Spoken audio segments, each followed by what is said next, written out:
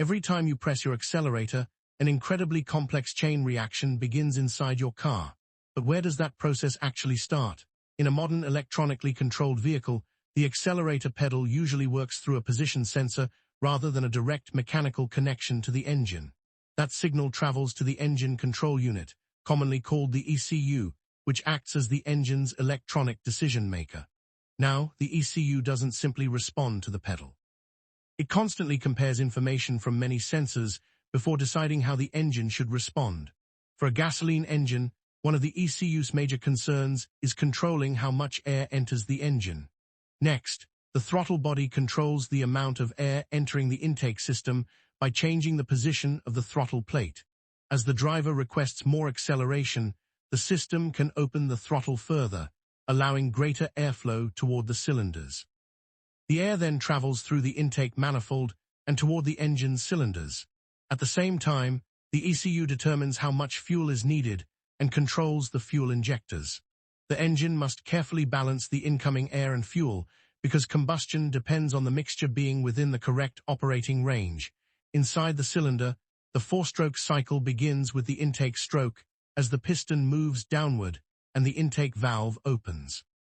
Next, the intake valve closes and the piston moves upward, compressing the mixture inside the combustion chamber. Then, just before the piston reaches the top, the spark plug produces a precisely timed electrical spark. The compressed mixture burns rapidly, producing expanding high-pressure gases inside the cylinder. Those gases force the piston downward, producing the engine's power stroke. After the power stroke, the exhaust valve opens and the piston travels upward, pushing the burned gases out of the cylinder.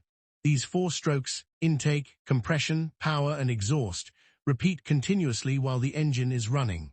Now, the piston's straight up and down movement is transferred through the connecting rod. The crankshaft then converts that reciprocating movement into rotational movement.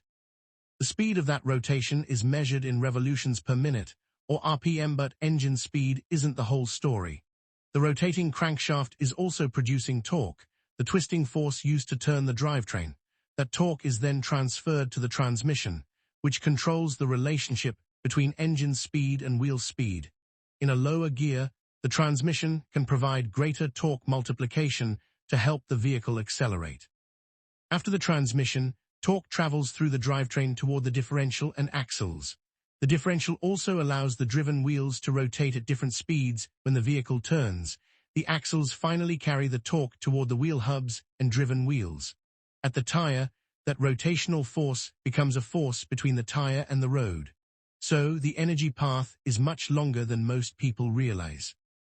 A simple press of your foot coordinates electronics, fluid flow, combustion, and mechanical motion across the entire vehicle.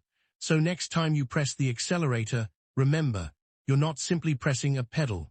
You're commanding an entire engineering system to convert energy into motion.